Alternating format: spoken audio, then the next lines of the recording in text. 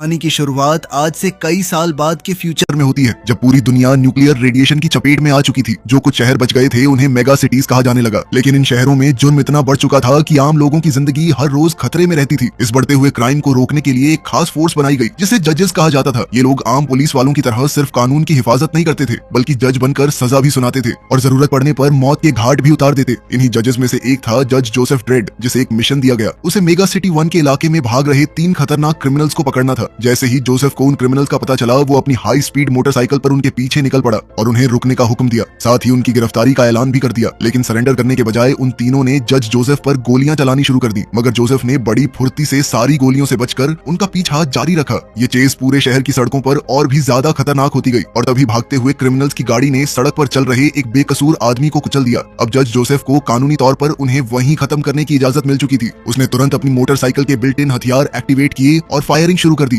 इन गोलियों की बौछार से क्रिमिनल्स की गाड़ी का बैलेंस बिगड़ गया और वो सड़क पर पलट गई। इसके बाद जोसेफ गाड़ी के पास पहुंचा और देखा कि उनमें से 2 क्रिमिनल्स वहीं मर चुके थे, लेकिन तीसरा आदमी जो पैसेंजर सीट पर बैठा था किसी तरह बच निकला और भागते हुए एक रेस्टोरेंट के अंदर घुस गया। वहां उसने एक कुक को बंदूक की नोक पर बंदी बना लिया। कुछ ही पल बाद जज जोसेफ भी वहां पहुंच गया। क्रिमिनल ने धमकी दी कि अगर उसकी बात नहीं मानी गई तो वो उस औरत को गोली मार देगा, लेकिन जोसेफ ने साफ कह दिया कि उसके पास सिर्फ एक ही ऑप्शन था, बिना किसी परोल के उम्र कैद की सजा, और अगर उसने सरेंडर नहीं किया तो ड्यूटी पर तैनात जज पर हमला करने की सजा उसे वहीं मौत के रूप में मिलेगी। लेकिन क्रिमिनल अपनी धमकियों से पीछे नहीं हटा। ये देखते ही जज जोसेफ ने बिना एक पल गवाए अपनी बंदूक निकाली और एक ग्रेनेड सीधा उस क्रिमिनल के मुंह के अंदर दाग दिया। अगले ही पल उस खास गोली ने उस आदमी के शरीर को अंदर से जला दिया। इस तरह जज जोसेफ ने एक और मिशन पूरा कर लिया, लेकिन मेगा सिटी में जुर्म कभी खत्म नहीं होता था और इसी वक्त शहर के दूसरे हिस्से में मौजूद पीच ट्रीज नाम की बिल्डिंग में एक और खतरनाक कहानी चल रही थी। वहाँ 3 क्रिमिनल्स को एक खतरनाक माफिया बॉस मामा के सामने लाया गया। उसके खास आदमी टॉम ने बताया कि ये तीनों बिना इजाजत इलीगल ड्रग्स बेच रहे थे और इसी वजह से मामा ने फैसला किया कि इन्हें सबके सामने ऐसी सजा दी जाएगी जो बाकी क्रिमिनल्स के लिए एक मिसाल बन जाए। बिना एक पल की देरी किए मामा ने हुक्म दिया कि उन तीनों को बिल्डिंग की सबसे ऊंची मंजिल से नीचे फेंक दिया जाए, लेकिन उससे पहले वो चाहती थी कि वो उसके नए ड्रग स्लोमो का असर महसूस करे। फिर कुछ ही देर बाद पीच ट्रीज टावर के नीचे आम लोग अपनी रोजमर्रा की जिंदगी में मसरूफ थे कि तभी अचानक आसमान से 3 इंसान सीधे बिल्डिंग की छत से नीचे आ गिरे। ये घटना देखकर हर कोई सन्न रह गया, लेकिन मेगा सिटी में ऐसे हालात अब आम बात बन चुके थे, इसलिए लोग कुछ पल रुककर देखने के बाद फिर अपनी जिंदगी में लौट गए, इस उम्मीद में कि अब जजेस आकर मामला संभाल लेंगे। उधर जज जोसेफ अपना मिशन पूरा करके हेडक्वार्टर्स वापस लौट आया, जहां चीफ जज ने उसे एक नई रिक्रूट से मिलने के लिए बुलाया। उस लड़की का नाम था कसांड्रा एंडरसन। हालांकि कसांड्रा अपने टेस्ट्स में पास नहीं हो पाई थी और उसका स्कोर लगभग 3% कम था, लेकिन उसके पास एक ऐसी खास ताकत थी जिसकी वजह से उसे कम स्कोर के बावजूद भर्ती कर लिया गया। जोसेफ ने पूछा कि आखिर ऐसा क्या था इस लड़की में। इस पर चीफ जज ने कसांड्रा को कमरे के दूसरी तरफ मौजूद लोगों के बारे में बताने को कहा। दोनों के बीच एक शीशे की दीवार थी और सामने वाले लोग दिख भी नहीं रहे थे, लेकिन इसके बावजूद कसांड्रा ने उन सब का हुलिया बिल्कुल सही बता दिया। सिर्फ इतना ही नहीं, वो उनके जज्बात और एहसास तक महसूस कर सकती थी। ऑर्गेनाइजेशन के इतिहास में उससे ज्यादा ताकतवर साइकिक पहले कभी नहीं देखी गई थी। इसी वजह से चीफ जज ने उसे भर्ती करने का फैसला किया और अब उसने जोसेफ को हुक्म दिया कि वो कैसेंड्रा को अपने साथ एक टेस्ट मिशन पर ले जाए। हालांकि जोसेफ को यह फैसला ज्यादा पसंद नहीं आया, लेकिन उसने बिना बहस किए हुक्म मान लिया और कसांड्रा से कहा कि अपने पहले मिशन के लिए वो खुद कोई केस चुन ले। कुछ देर सोचने के बाद कसांड्रा ने पीच ट्रीज में हुए उस कत्ल की जांच करने का फैसला किया। ये वही जगह थी जहां उसका बचपन गुजरा था।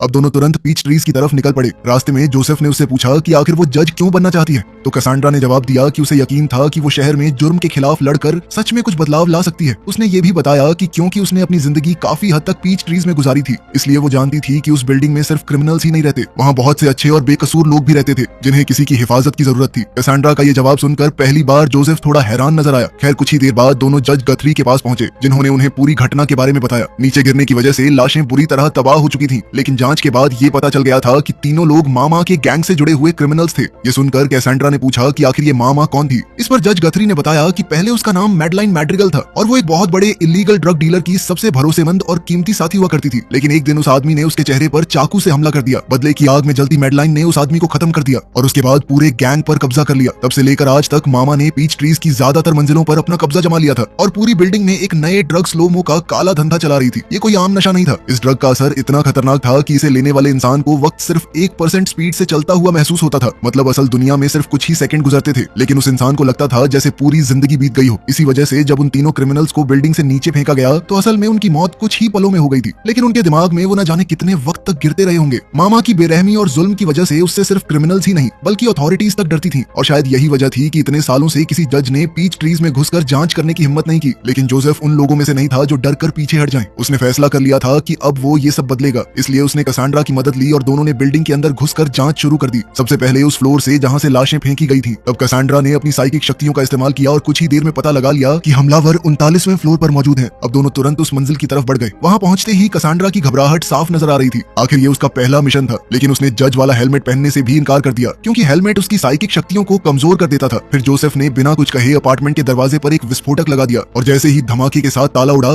जज ने बिना एक पल गवाए अपनी बंदूक निकाली और सीधा फायरिंग शुरू कर दी। अंदर मौजूद कई क्रिमिनल्स स्लो मो के असर में थे। उनके लिए वक्त धीरे धीरे चल रहा था और वो हर गोली को अपनी तरफ आते हुए महसूस कर पा रहे थे, लेकिन जोसेफ के निशाने के सामने उनकी कोई चाल काम नहीं आई। कुछ ही पलों में उसने ज्यादातर क्रिमिनल्स को ढेर कर दिया। फिर बचे हुए लोगों की जांच करने के लिए जोसेफ ने कैसेंड्रा को उनके दिमाग पढ़ने को कहा। इसी दौरान कैसेंड्रा को पता चला कि उनमें टॉम भी मौजूद था, जो मामा के सबसे खास और भरोसेमंद आदमियों में से एक था। जोसेफ ने फैसला किया कि टॉम को जिंदा ले जाकर उससे पूछताछ की जाएगी, लेकिन मामा को जैसे ही उसकी गिरफ्तारी की खबर मिली, उसने खुद मामले में दखल देने का फैसला कर लिया। अपने खास आदमी सैम और एक जवान हैकर की मदद से मामा ने सबसे पहले बिल्डिंग के सिक्योरिटी ऑफिसर्स को खत्म करवा दिया। उसके बाद उसने पूरी बिल्डिंग के सिक्योरिटी गेट्स बंद करने का हुक्म दिया।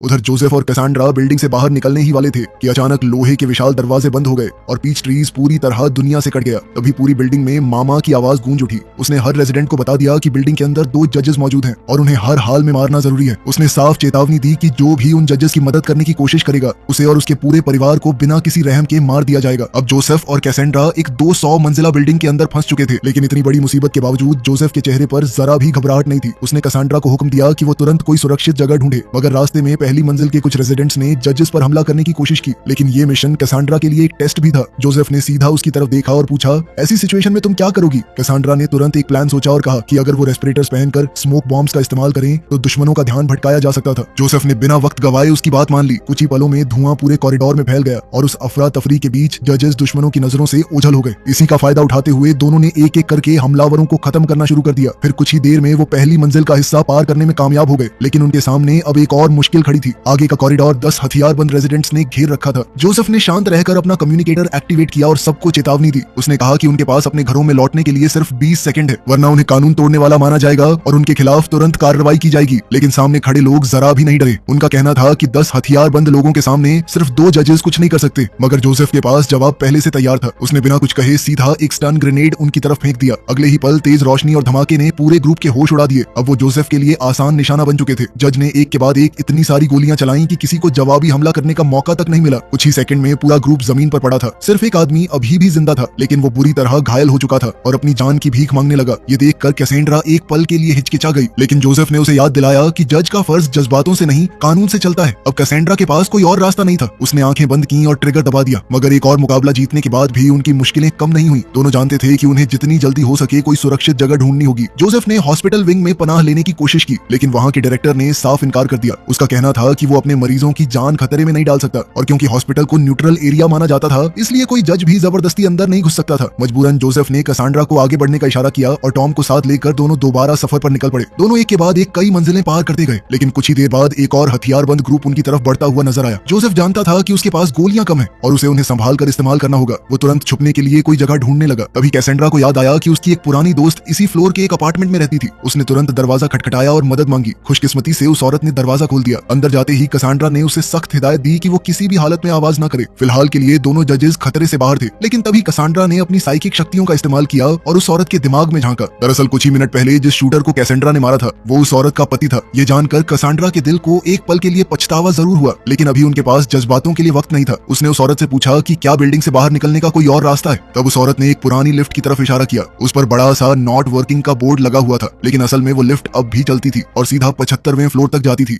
इसके बाद जोसेफ और कैसेंड्रा उस पुरानी लिफ्ट के जरिए ऊपर की तरफ बढ़ने लगे, लेकिन उन्हें जरा भी अंदाजा नहीं था कि बिल्डिंग के सिक्योरिटी कैमरों के जरिए वो जवान हैकर उनकी हर हरकत पर नजर रखे हुए था। जजेस की लोकेशन मिलते ही मामा ने फैसला कर लिया कि अब इस मामले को हमेशा के लिए खत्म कर देना चाहिए और अगले ही पल 75वें फ्लोर के भारी लोहे के गेट्स धीरे धीरे बंद होने लगे। जैसे ही लिफ्ट वहां पहुंची, जोसेफ ने आसपास का जायजा लिया। हैरानी की बात यह थी कि कहीं भी कोई स्नाइपर मौजूद नहीं था और उस पूरे फ्लोर में सिर्फ बिल्डिंग के अंदर वाले एरिया की बालकनी ही एक खुली जगह थी। उसने कैसेंड्रा को हुक्म दिया कि वो टॉम के साथ लिफ्ट के पास ही रुक कर इंतजार करे, जबकि कि वो खुद अकेला आगे बढ़कर हालात का पता लगाएगा। जैसे ही जोसेफ अंदर वाले इलाके तक पहुंचा, उसने सामने वाली तरफ मामा और उसके आदमियों को देखा। सभी के हाथों में भारी भरकम हथियार थे। अपना शिकार सामने देखते ही मामा ने बिना देरी किए फायरिंग का ऑर्डर दे दिया और अगले ही पल पूरा फ्लोर गोलियों की आवाज से गूंज उठा। वो तीनों तुरंत लिफ्ट की दीवार के पीछे छिप गए, लेकिन वो पनाह ज्यादा देर तक उनकी हिफाजत नहीं कर सकती थी। मामा ने अपने सारे आदमियों को लिफ्ट पर ही फायरिंग करने का हुक्म दे दिया। हर गुजरते सेकंड के साथ दीवार टूटने लगी थी। तभी जोसेफ ने अपने हथियार का ग्रेनेड लॉन्चर एक्टिवेट किया और सामने वाली दीवार पर ग्रेनेड दाग दिया। धमाके के साथ दीवार का एक हिस्सा टूट गया और बिल्डिंग के बाहर का रास्ता खुल गया। इसी मौके का फायदा उठाते हुए जोसेफ, कसांड्रा और टॉम खतरे से बाहर निकलने में कामयाब हो गए। कुछ ही देर बाद गोलीबारी रुक गई। फिर मामा ने तुरंत सैम को हुक्म दिया कि जजेस की लाशें ढूंढ कर लाई जाएं, ताकि यकीन हो सके कि वो सच में मर चुके हैं। लेकिन उसी वक्त जोसेफ और कसांड्रा ने हेडक्वार्टर्स से संपर्क किया और तुरंत मदद की मांग की। बदकिस्मती से मदद को पीच ट्रीज तक पहुंचने में अभी कुछ और मिनट लगने वाले थे। जोसेफ जानता था कि एक ही जगह रुकना खतरनाक होगा, इसलिए उसने कसांड्रा को अपने हथियार दोबारा रीलोड करने को कहा और दोनों ऊपर की मंजिलों की तरफ बढ़ने की तैयारी में लग गए। दूसरी तरफ मामा तबाह हो चुके फ्लोर को देखते हुए अपने आदमियों का इंतजार कर रही थी कि वो लाशें लेकर लौटेंगे। लेकिन अगले ही पल अचानक जोसेफ मलबे के बीच से निकला। वो सीधा सैम पर टूट पड़ा और उसे बैल्कनी से नीचे धक्का दे दिया। उसके बाद वो पल भर में दोबारा मलबे के बीच गायब हो गया। अब मामा को समझ आ चुका था कि उसका सामना किसी आम जज से नहीं है, और सबसे बड़ी बात, टॉम अब भी जज की गिरफ्त में था। मामा जानती थी कि अगर उसने मुंह खोल दिया तो उसके सारे राज अथॉरिटीज के सामने आ सकते हैं। इस दौरान जोसेफ और कैसेंड्रा बिल्डिंग के क्लासरूम में छिप गए और वहां बैठकर ये सोचने लगे कि अब टॉम के साथ क्या किया जाए। जोसेफ को लग रहा था कि टॉम सिर्फ उनकी रफ्तार को धीमा कर रहा है, इसलिए उसने फैसला किया कि कम से कम उससे कुछ जानकारी ही निकाल ली जाए। तब जोसेफ ने टॉम से पूछा कि वो मामा के बारे में क्या जानता है, लेकिन टॉम ने मुंह खोलने से साफ इनकार कर दिया। ये देखकर जोसेफ का सब्र टूट गया। उसने उस आदमी को पकड़कर दीवार से दे मारा और उसे टॉर्चर करते हुए पूछताछ करने लगा, लेकिन तभी कसांड्रा ने उसे रोक दिया। उसने कहा कि वो टॉम से सच बुलवाने का एक और तरीका जानती है। अपनी साइकिक शक्तियों का इस्तेमाल करते हुए कसांड्रा सीधा टॉम के दिमाग में घुस गई। अपनी आंखों के सामने ये सब देखकर टॉम खुद हैरान रह गया, लेकिन क्योंकि कसांड्रा उसके दिमाग के अंदर मौजूद थी, उसने उल्टा उसके दिमाग पर कब्जा करने और उसकी ताकत का फायदा उठाने की कोशिश की। लेकिन कसांड्रा उससे कहीं ज्यादा ताकतवर निकली। कैसेंड्रा ने उस पर मानसिक दबाव बनाना शुरू कर दिया और उसे मामा के बारे में सब कुछ बताने पर मजबूर कर दिया। आखिरकार उसका प्लान काम कर गया। कुछ देर बाद कैसेंड्रा अपने शरीर में वापस लौट आई और बताया कि उसे सारी जरूरी जानकारी मिल चुकी है। असल सच ये था कि मामा ने धीरे धीरे दूसरे गैंग्स को खत्म कर दिया था और पीच ट्रीज की ज्यादातर मंजिलों पर अपना कब्जा जमा लिया था। इतना ही नहीं, उसने इस पूरी बिल्डिंग को स्लोमो ड्रग बनाने की फैक्ट्री में बदल दिया था। जब कैसेंड्रा जोसेफ को ये सब बता रही थी, उसी वक्त बिल्डिंग के मेन एंट्रेंस पर दो और जजेस पहुंच गए। उन्होंने सिक्योरिटी से बात करने की मांग की, लेकिन मामा ने तुरंत उस जवान हैकर को आगे कर दिया। उसने उसके पेट पर चाकू रख दिया और धमकी दी कि अगर जजेस को अंदर आने दिया गया तो वो उसे वहीं मार डालेगी। मजबूरन हैकर जजेस से बात करने लगा। जजेस ने बिल्डिंग के अंदर आने की इजाजत मांगी, लेकिन हैकर ने झूठ बोलते हुए कहा कि बिल्डिंग में आग लगने की वजह से सिस्टम फेल हो गया है और अभी गेट्स काम नहीं कर रहे। ऊपर की मंजिलों से उठता हुआ धुआं देखकर जजेस को उसकी बात पर यकीन भी हो गया, लेकिन जाने से पहले उन्होंने उसे चेतावनी दी कि मरम्मत का काम जल्दी खत्म किया जाए, वरना उन्हें कोई दूसरा तरीका निकालना होगा। इस तरह हैकर मुश्किल से बच निकला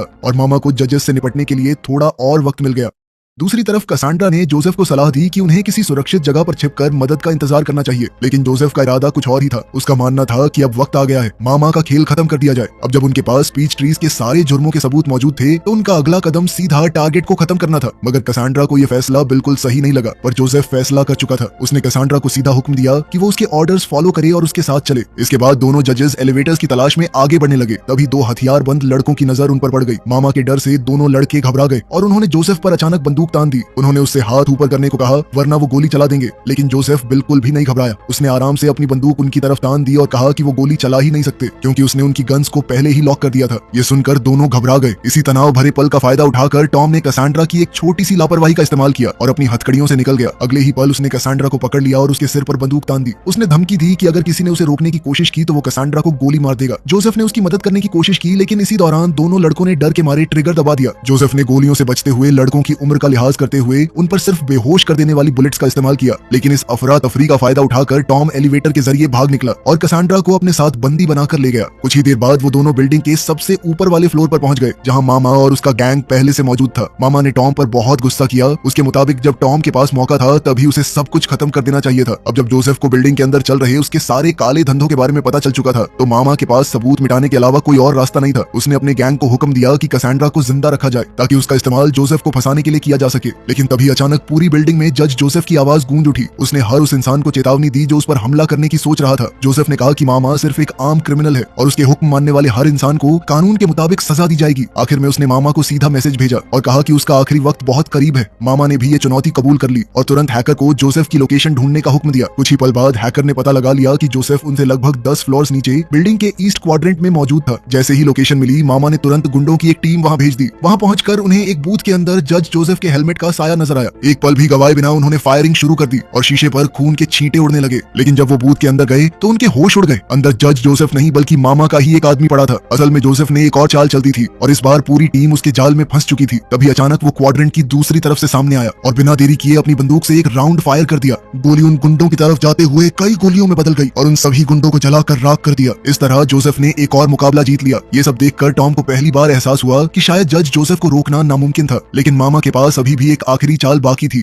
कुछ ही देर बाद कुछ और जजेस बैकअप के तौर पर पीच ट्रीज के बाहर पहुंचे और उन दो जजेस से मिले जो पहले से गेट खुलने का इंतजार कर रहे थे। उनमें से एक था जज लेक। लेक ने तुरंत सिक्योरिटी गेट खोलने का हुक्म दिया और अगले ही पल बिल्डिंग का रास्ता साफ कर दिया गया। इसके बाद उसने बाहर इंतजार कर रहे दोनों जजेस को वापस भेज दिया और खुद अपने 3 साथियों के साथ बिल्डिंग के अंदर दाखिल हुआ। अंदर जाते ही उनकी मुलाकात हॉस्पिटल विंग के डायरेक्टर से हुई। डायरेक्टर ने घबराए हुए अंदाज में बताया कि एक जज अभी भी जिंदा है और वो मामा को पीच ट्रीज में हुए तमाम गुनाहों के लिए गिरफ्तार करने निकला हुआ था। जज लेक ने पूछा कि क्या तुम कोर्ट में गवाही देने के लिए तैयार हो? तो डायरेक्टर ने हाँ में जवाब दिया। लेकिन अगले ही पल एक गोली चलने की आवाज गूंजी और डायरेक्टर जमीन पर गिर पड़ा। ये गोली जज रॉक ने मारी थी। तब जाकर सच सामने आया। दरअसल ये पूरा ग्रुप मामा के लिए काम कर रहा था। उन्हें पैसे के बदले जज जोसेफ को मारने और मामा के सारे जुर्मों को छुपाने के लिए भेजा गया था। लेकिन जज लेक अच्छी तरह जानता था कि सामने वाला कोई आम जज नहीं है, इसलिए उसने अपनी टीम को अलग अलग जगहों पर फैल जाने का हुक्म दिया और कहा कि सब्र से इंतजार करो, जैसे ही टारगेट सामने आए तब हमला किया जाएगा। वहीं दूसरी तरफ जज जोसेफ अब भी कसांड्रा की तलाश में बिल्डिंग के अंदर आगे बढ़ रहा था। रास्ते में उसका सामना मामा के एक और आदमी से हुआ, लेकिन हमेशा की तरह जोसेफ ने बिना वक्त गवाए उसे खत्म कर दिया। कुछ ही देर बाद उसे महसूस हुआ कि कोई तो उसके आसपास मौजूद है। उसने तुरंत आवाज लगाई, अपनी पहचान बताओ। सामने से जवाब आया, मैं जज रॉक हूँ। जोसेफ ने उसी पल अपने साथी को पहचान लिया और पूछा कि क्या वो अकेला आया है। रॉक ने जवाब दिया कि वो अपने 3 और साथियों के साथ उसे बचाने आया था। लेकिन जोसेफ को कुछ अजीब लगा। उसने और कैसांड्रा ने मिलकर 2 जजेस के लिए इमरजेंसी कॉल भेजी थी, लेकिन रॉक ने एक बार भी दूसरे जज के बारे में नहीं पूछा। इसी बात ने जोसेफ का शक पक्का कर दिया। इधर रॉक भी समझ गया कि उसका राज खुल चुका है। उसने तुरंत अपने साथियों को सिग्नल दिया और जोसेफ को दीवार के साथ दबा दिया। लेकिन जोसेफ ने पलटवार करते हुए सीधा उसके पैर पर गोली चला दी। अचानक रॉक दर्द से चीख उठा। अगले ही पल जोसेफ ने अपनी बंदूक के बट से उसके चेहरे पर जोर का वार किया और उसे वहीं कॉरिडोर में छोड़कर आगे बढ़ गया। उधर कसांड्रा अब भी टॉम की गिरफ्त में थी। मामा ने टॉम को उसे मारने की इजाजत दे दी। टॉम ने इस मौके का फायदा उठाया और कसांड्रा की स्पेशल सर्विस गन अपने हाथ में ले ली। दरअसल वो हमेशा से एक असली जज की बंदूक चलाना चाहता था, लेकिन टॉम एक बात भूल गया। जज की गन कोई आम हथियार नहीं थी। उसमें फिंगरप्रिंट रिकॉग्निशन सिस्टम लगा हुआ था, जिसकी वजह से उसे सिर्फ उसका असली मालिक ही चला सकता था। जैसे ही टॉम ने ट्रिगर दबाया, गोली चलने के बजाय बंदूक ने उसके हाथ पर ही एक बॉम्ब डेटोनेट कर दिया। अगले ही पल एक जोर का धमाका हुआ और टॉम का हाथ बुरी तरह फट गया। दर्द से चीखते हुए वो जमीन पर गिर पड़ा। मौके का फायदा उठाते हुए कसांड्रा ने उसे एक जोरदार किक मारी और हमेशा के लिए खत्म कर दिया। अब उसके सामने का रास्ता साफ था। कसांड्रा ने तुरंत 2 और गार्ड्स को मार गिराया और उनके हथियार उठा लिए। अब वो भी जज जोसेफ की मदद करने के लिए तैयार थी। उधर जज जोसेफ अब भी कसांड्रा को ढूंढता हुआ बिल्डिंग के अंदर आगे बढ़ रहा था। इसी दौरान उसकी नजर स्लो मो ड्रग बनाने वाली लैब पर पड़ी। उसने बिना देरी किए गार्ड्स पर फायरिंग शुरू कर दी। गोलियां चलती देखकर लैब में काम करने वाले लोग जान बचाकर भागने लगे। लेकिन तभी जोसेफ का सामना 2 और जजेस से हुआ, जज लेक और जज कैप्लन। जोसेफ ने गुस्से में पूछा कि आखिर उन्होंने शहर और कानून के साथ गद्दारी क्यों की। इस पर लेक ने जवाब दिया, मेगा सिटी कब का बर्बाद हो चुका है। हम सालों से जुर्म से लड़ रहे हैं, लेकिन इसका कोई फायदा नहीं। ये लड़ाई हम पहले ही हार चुके हैं। लेकिन असल में लेक सिर्फ जोसेफ का ध्यान भटका रहा था। इसी बीच जज कैप्लन शॉटगन लेकर धीरे धीरे उसके पास आ रहा था, लेकिन जोसेफ ने वक्त रहते ही उनकी चाल समझ ली। उसने तुरंत अपनी गन से फायरिंग करने की कोशिश की, लेकिन उसकी ज्यादातर गोलियां पहले ही खत्म हो चुकी थी। खुशकिस्मती से उसके पास अब भी हाई कैलिबर राउंड की एक आखिरी गोली बची हुई थी और अगले ही पल जोसेफ ने ट्रिगर दबा दिया। गोली सीधा कैप्लन को जा लगी और उसका शरीर टुकड़ों में बिखर गया। अब उन गद्दार जजेस में से सिर्फ 2 ही बचे थे। इसी दौरान कसांड्रा का सामना जज अल्वारेस से हुआ। उसने कसांड्रा को अपनी गन नीचे रखने का हुक्म दिया और कहा कि वो उसी की तरफ था, लेकिन कसांड्रा सिर्फ आंखों पर भरोसा करने वालों में से नहीं थी। उसने तुरंत अपनी साइकिक शक्तियों का इस्तेमाल किया और एल्वारेस के दिमाग को पढ़ लिया। अगले ही पल उसे सच पता चल गया। कैसेंड्रा ने बिना एक पल गवाए उस पर गोली चला दी और आगे बढ़ गई। अब सिर्फ जज लेक ही बाकी बचा था। लेकिन जोसेफ की सबसे बड़ी मुश्किल ये थी कि उसकी गन में अब एक भी गोली नहीं बची थी, इसलिए मजबूरन उसे कवर लेना पड़ा। लेकिन इसी दौरान लेक ने स्पेशल बुलेट्स का इस्तेमाल करते हुए दीवार के दूसरी तरफ से ही उस पर गोली चला दी। इधर जोसेफ बुरी तरह जख्मी होकर जमीन पर गिर पड़ा। फिर लेक धीरे धीरे उसकी तरफ बढ़ने लगा। उसके चेहरे पर जीत की मुस्कान थी। आखिरकार उसके सामने मेगा सिटी का सबसे खतरनाक जज बेबस पड़ा था। लेकिन जैसे ही वो जोसेफ को खत्म करने वाला था, तभी एन मौके पर कैसेंड्रा वहां पहुंच गई। उसने बिना हिचकिचाए ट्रिगर दबा दिया और लेक को मार डाला। लेकिन जोसेफ बुरी तरह जख्मी हो चुका था। उसने अपनी यूनिफॉर्म का एक छोटा कंपार्टमेंट खोला जिसमें इमरजेंसी हीलिंग एजेंट रखा हुआ था। उसने तुरंत दवा का इस्तेमाल किया और जल्द ही ठीक हो गया। इसके बाद उसने कसांड्रा को हुक्म दिया कि वो सारे मरे हुए गद्दार जजेस से उनकी गोलियां इकट्ठा करे, क्योंकि उनका काम अभी खत्म नहीं हुआ था। अब भी एक आखिरी मिशन बाकी था, मामा को इंसाफ के कटघरे तक पहुंचाना। इसके बाद वो दोनों उसी फ्लोर की तरफ बढ़ने लगे जहां मामा मौजूद थी। रास्ते में उन्हें बिल्डिंग का सिक्योरिटी रूम मिला। जैसे ही वो अंदर दाखिल हुए, कसांड्रा को अपनी साइकिक शक्तियों की मदद से किसी की मौजूदगी का एहसास हुआ। वो कोई और नहीं बल्कि वही जवान हैकर था जो पूरी बिल्डिंग के सिक्योरिटी सिस्टम को कंट्रोल कर रहा था। हैकर ने उन्हें देखते ही भागने की कोशिश की, लेकिन कसांड्रा ने उसे रोक लिया और अपनी पावर्स का इस्तेमाल करते हुए उसके दिमाग से जानकारी निकालने लगी। इस तरह उसे मामा के अपार्टमेंट का एक्सेस कोड मिल गया। लेकिन इस दौरान कसांड्रा ने उस हैकर की यादें भी देख ली और उन यादों ने उसे हिलाकर रख दिया। दरअसल वो लड़का भी मामा का एक और शिकार था। मामा ने उसकी आंखें तक निकलवा दी थी और उनकी जगह साइबरनेटिक इम्प्लांट्स लगा दिए थे ताकि वो उसके लिए सर्वेलेंस और हैकिंग का काम कर सके। ये सब जानने के बाद कसांड्रा को समझ आ गया कि वो लड़का अपनी मर्जी से नहीं बल्कि मजबूरी में मामा के लिए काम कर रहा था। इसी वजह से उसने उसे जाने देने का फैसला किया। लेकिन ये फैसला जज जोसेफ को बिल्कुल पसंद नहीं आया। उसके मुताबिक किसी क्रिमिनल को छोड़ देना सिर्फ जजेस के नियमों के खिलाफ नहीं था बल्कि खुद एक जुर्म था। लेकिन कसांड्रा ने साफ कह दिया कि उसे इस बात की कोई परवाह नहीं। वो पहले ही जानती थी कि वो ये टेस्ट पास नहीं करने वाली, क्योंकि वो अपनी बंदूक खो चुकी थी और वो हमेशा उस चीज का साथ जरूर देगी जो उसे सही लगेगी। कुछ ही देर बाद दोनों मामा के अपार्टमेंट के दरवाजे तक पहुंच गए। कसांड्रा ने हैकर से मिले एक्सेस कोड का इस्तेमाल किया और दरवाजा खोल दिया। अंदर घुसते ही उनका सामना मामा के और आदमियों से हुआ। उन्होंने आखिरी बार मुकाबला करने की कोशिश की, लेकिन जजेस के सामने उनकी एक ना चली और कुछ ही पलों में सब खत्म हो गए। फिर दोनों आगे बढ़ते रहे और आखिरकार उनका सामना मामा से हो ही गया। लेकिन तभी अचानक और हमलावर सामने आ गए और एक सरप्राइज अटैक में एक गोली कसांड्रा को लग गई। वो बुरी तरह जख्मी होकर जमीन पर गिर पड़ी। ये देखकर जोसेफ ने बिना वक्त गवाए बाकी सारे क्रिमिनल्स को खत्म कर दिया और अपनी गन सीधा मामा पर तान दी। लेकिन मामा के चेहरे पर डर नहीं था। उसने जोसेफ को चेतावनी देते हुए कहा, अगर मैं मरी तो इस बिल्डिंग में मौजूद हर इंसान मेरे साथ मरेगा। अपनी बात साबित करने के लिए उसने अपनी कलाई पर बंधा हुआ डेटोनेटर दिखाया। वो डिवाइस उसकी हार्ट बीट से कनेक्टेड था। जैसे ही उसका दिल धड़कना बंद करेगा, बिल्डिंग में लगाए गए दर्जनों बॉम्ब्स फट जाएंगे और पूरी पीच ट्रीज बिल्डिंग तबाह हो जाएगी। मामा ने सोचा कि इस धमकी की मदद से वो अपनी जान बचा लेगी और जोसेफ से डील कर लेगी। लेकिन जज जोसेफ ने उसकी तरफ देखकर सिर्फ इतना कहा, तुम्हारे लिए सिर्फ एक ही सजा है और वो है मौत। मामा समझ गई कि जोसेफ किसी भी कीमत पर सौदा करने वाला नहीं है। आखिरी कोशिश में उसने खुद ही डेटोनेटर एक्टिवेट करने की कोशिश की, लेकिन उससे पहले ही जोसेफ ने ट्रिगर दबा दिया। गोली सीधा मामा के पेट में जा लगी, जिससे वो जख्मी होकर बेड पर गिर पड़ी। अब उसकी मौत सिर्फ कुछ पल दूर थी और उसके साथ ही वो बॉम्ब्स भी एक्टिवेट होने वाले थे। लेकिन जज जोसेफ के पास इस समस्या का भी एक हल था। उसने मामा को उठाया और उसे खींचकर खिड़की के पास ले गया। इसके बाद उसने उसके मुंह में स्लो मो ड्रग की डोज डाल दी। अब वक्त आ चुका था फैसला सुनाने का। जज जोसेफ ने वहीं खड़े खड़े मामा को उसके तमाम जुर्मों के लिए दोषी करार दिया और फिर उसने उसकी सजा सुनाई। उसकी सजा थी कि उसका अंजाम वैसा ही हो जैसा उसने उन 3 लोगों के साथ किया था जिनके मर्डर केस में वो यहाँ आया था। अगले ही पल जोसेफ ने मामा को सीधा खिड़की से बाहर धक्का दे दिया। मामा पीच ट्रीज के खुले हिस्से की तरफ गिरने लगी, लेकिन स्लो मो के असर की वजह से उसके लिए वक्त लगभग रुक सा गया था। उसका हर पल घंटों जैसा महसूस हो रहा था। वो धीरे धीरे हवा में गिरती रही और आखिरकार उसका शरीर बिल्डिंग के नीचे जमीन से जा टकराया। उसी पल उसकी कलाई से जुड़ा डेटोनेटर एक्टिवेट हो गया। लेकिन एक बात मामा ने नहीं सोची थी, वो बॉम्ब्स की रेंज से बहुत दूर आ चुकी थी। इसी वजह से सिग्नल बॉम्ब्स तक पहुंच ही नहीं पाया और पूरी बिल्डिंग तबाह होने से बच गई। एक बार फिर जज जोसेफ ने अपना मिशन पूरा कर दिखाया था। कुछ ही देर बाद और भी जजेस पीच ट्रीज को चारों तरफ से घेरने लगे। अब उनका काम था सबूत इकट्ठा करना और पूरे ऑपरेशन को सिक्योर करना। आखिरकार जोसेफ और कसांड्रा भी बाहर निकल आए। कसांड्रा को पूरा यकीन था कि वो अपना टेस्ट फेल कर चुकी है, इसलिए उसने चुपचाप अपना बैज निकाला और मेडिकल ट्रीटमेंट के लिए चली गई। इसी दौरान चीफ जज ने जोसेफ को बुलाया और कसांड्रा के टेस्ट के रिजल्ट के बारे में पूछा और जोसेफ का जवाब हैरान कर देने वाला था। जज जोसेफ ने उसे पास कर दिया था और इसी के साथ कसांड्रा स्पेशल फोर्स की सबसे नई जज बन गई। उधर जज जोसेफ अपनी मोटरसाइकिल पर बैठा और एक नए मिशन की तरफ निकल पड़ा।